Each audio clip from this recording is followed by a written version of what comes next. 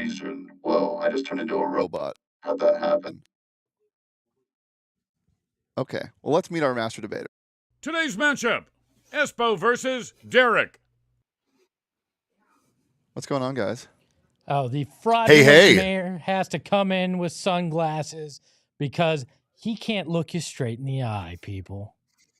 Shane, you look handsome today, even though I can't see you. Yeah, I apologize to all the viewers that just heard Robot Shane. That was wild.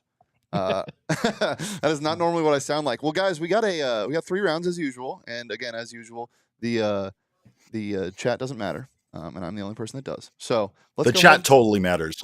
No, it doesn't. Let's go ahead and get into our first round. Round 1. What's our topic?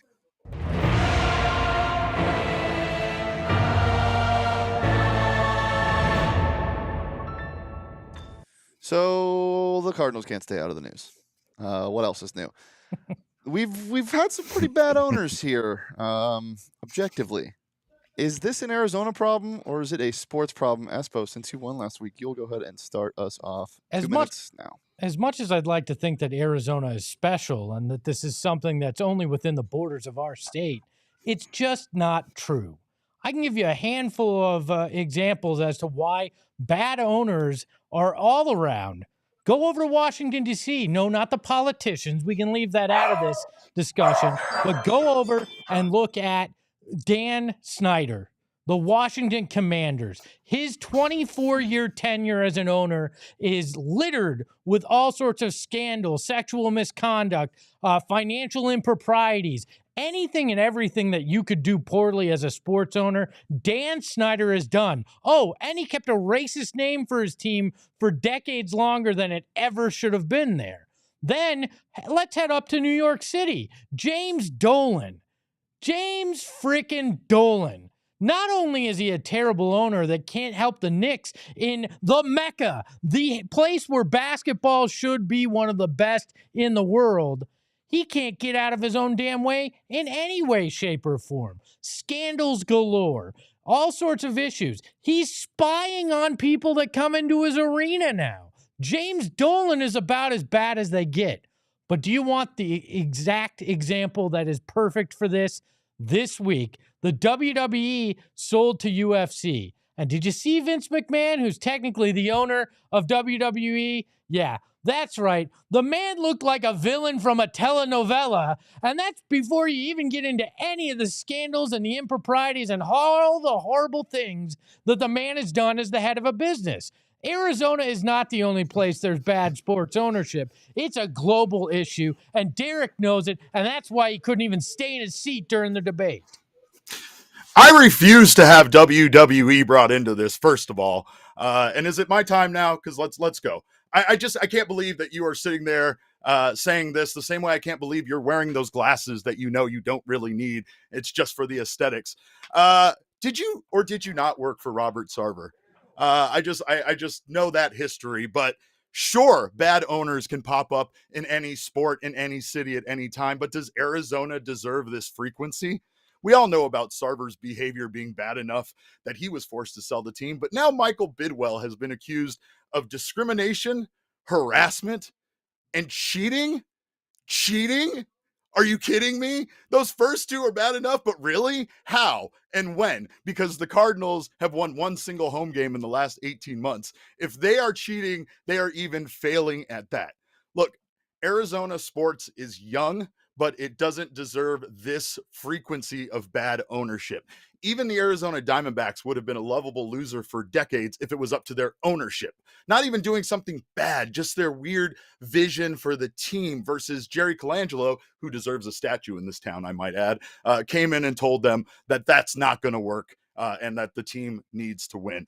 The bad behavior from owners in this town is irreprehensible and it's embarrassing, to be quite frank. The Arizona sports already has a hard enough time being taken seriously, considering that most of our teams have not been around very long outside of the Phoenix Suns. And to be honest, it's kind of pathetic that we're looking at yet another owner scandal in this state.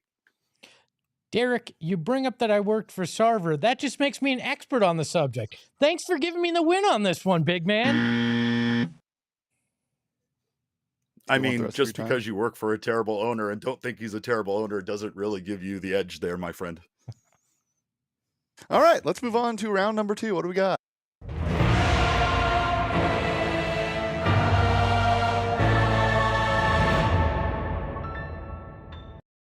Well, the Phoenix Suns have officially clinched the number 4 seed, and they have 3 options to play. Would you rather have the Clippers, the Lakers, or what's the other team? The Warriors. The Warriors. The Warriors. Derek, you're on the clock. I do want the Suns to match up with a team from Los Angeles, but maybe not the one you're thinking of. The Los Angeles Clippers would absolutely be my choice for the Suns' first round matchup.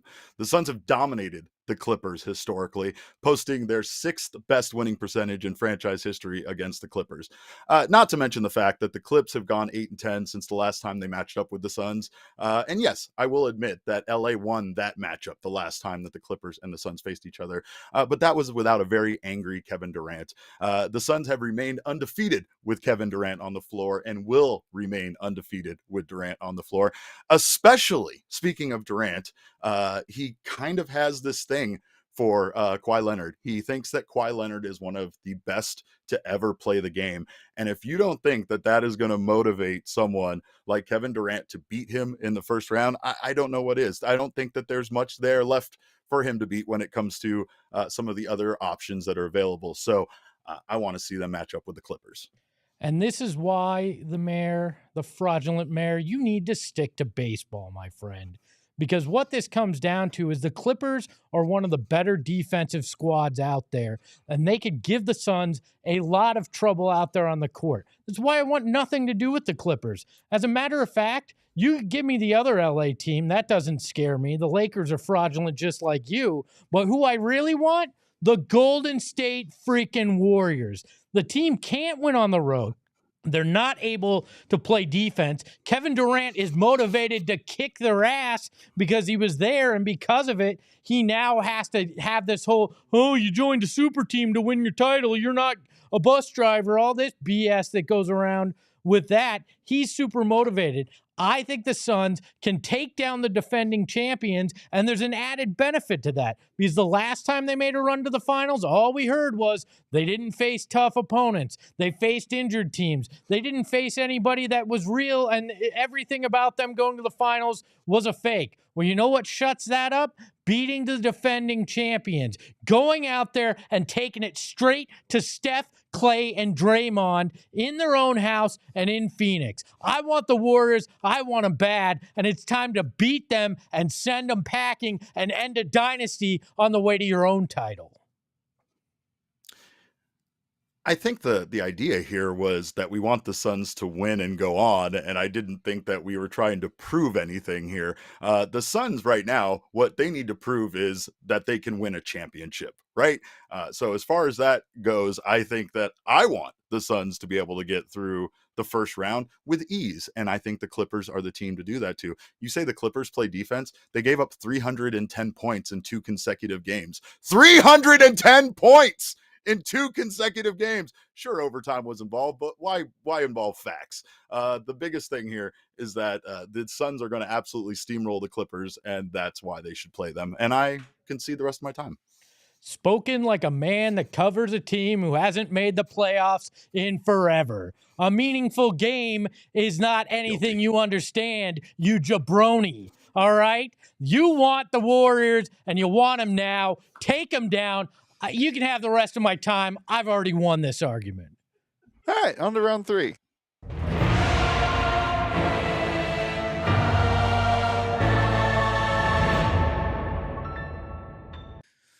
We just concluded March Madness. Very, very sad for me. But something great did come out of it, and that's one shining moment every single year. Guys, what is the best championship tradition in sports? Espo, you are on the clock. It certainly ain't One Shining Moment, which happens to be one of the worst songs ever made and somehow became one of the biggest traditions in sports for the greatest sporting event that there is tournament-wise.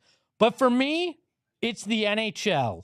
And a lot of people will probably think I'm talking the Stanley Cup, but I'm not. You know what I'm talking about in the NHL? The fact that they shake hands after each series and the championship series. That is called sportsmanship. That's an example of what kids should be doing out there, and I love it. Hard-fought battle on the ice. You can even fight in this sport, but at the end of the day, they shake hands, they say good job, and then they go celebrate. That is the best championship tradition in any sport because it starts with honoring your opponent at the end. That's what it is.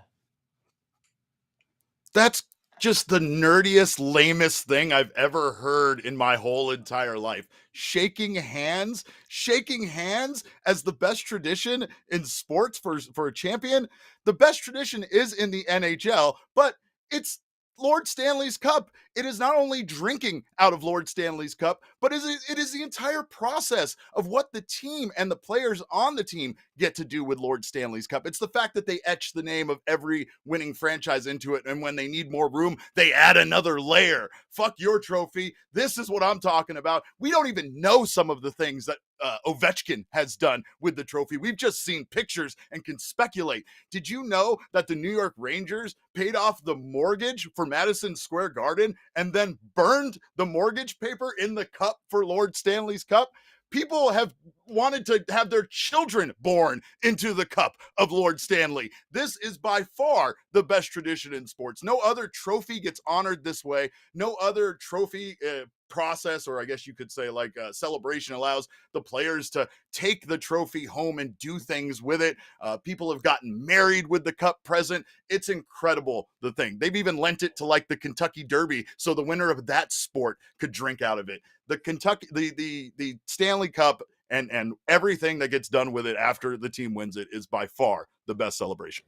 Only a simple-minded, fraudulent man would get distracted by something shiny and say it's the best tradition. All right? I understand that Lord Stanley's Cup is revered, but I still think the fact that they honor their opponent is more important than what they do with the damn cup and what debauchery they decide to do with it after that, because it all starts with honoring the team that they beat to get to that cup. I still think that's the best tradition, and I don't need any more of this time to argue it because you're just wrong, Derek. Colorado Avalanche's Sylvain Lefebvre, I can't say his name, had his daughter Jade baptized in the cup. What other sport in what other trophy, what other celebration involves baptizing a small child and making sure that they get into heaven? None. So you can't tell me that Lord Stanley's Cup is not the best trophy the best celebration. All you're telling me is that Lord Stanley's Cup probably isn't real sanitary. Is all I'm hearing about all this. Yeah. Baptisms, drinking out it, wanting children born into it, burning deeds. None of this sounds like it's very sanitary there. I'm not down for this. Definitely sanitize that cup before you drink out of it. You would need to sanitize the hell out of that cup. There's not enough Purell in this world to get me to drink out of that thing. All right. I think we're good here, Shane. All right. This round's over. Look, guys, this was, a pretty close one. It looked like it was going to be a massacre, and it got a little close there at the end. But I still think there was one true winner. And that winner today of Southwest Bias, and now 2-1. Espo. Oh, yeah, brother. I will besmirch your WWE. I'll call you fraudulent. Whatever it takes to get the W, I'm going to do it. The championship belt is mine right now, and you're one step closer to having to stand for an entire episode of this show. Derek, get ready. I hate it here. You should. All right. Well, thanks for joining, guys. We'll see you next time. Ta-ta.